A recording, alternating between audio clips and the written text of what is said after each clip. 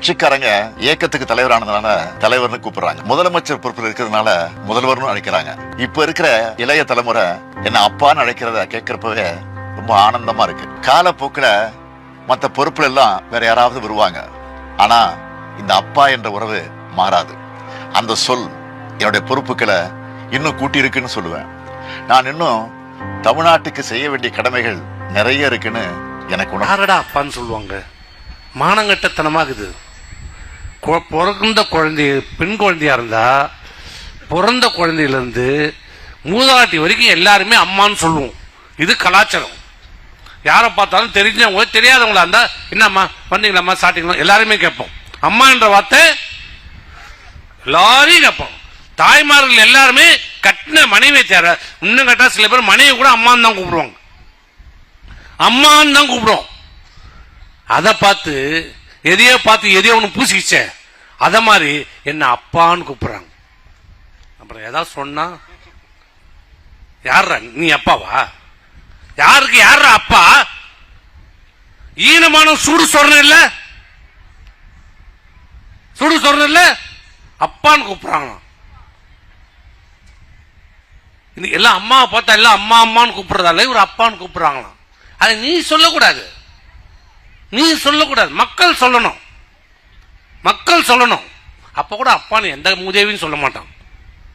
எந்த மானம் உள்ள ரோஷம் உள்ளவனும் இன்னொருத்தனை பார்த்து அப்பான்னு சொல்லவே மாட்டான். அது அர்த்தமே வேற.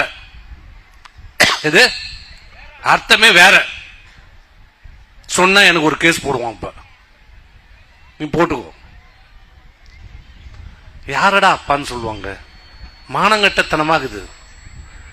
பிறந்த குழந்தை பெண் குழந்தையா இருந்தா பிறந்த குழந்தையில இருந்து மூதாட்டி வரைக்கும் எல்லாருமே அம்மான்னு சொல்லுவோம்.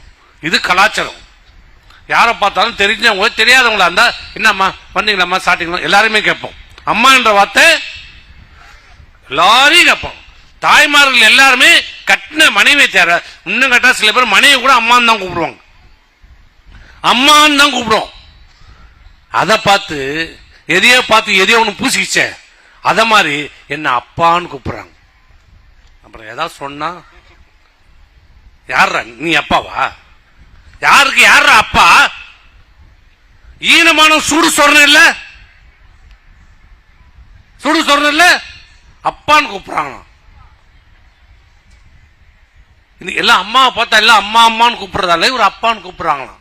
அதை நீ சொல்லக்கூடாது, நீ சொல்லக்கூடாது. மக்கள் சொல்லணும், மக்கள் சொல்லணும். அப்ப கூட அப்பான்னு எந்த உதவியும் சொல்ல மாட்டான். எந்த மானம் உள்ள ரோஷம் உள்ளவனும் இன்னொருத்தனை பார்த்து அப்பான்னு சொல்லவே மாட்டான். அது அர்த்தமே வேற. இது அர்த்தமே வேற. சொன்னா எனக்கு ஒரு கேஸ் போடுவான். இப்ப நீ போட்டுக்கோ.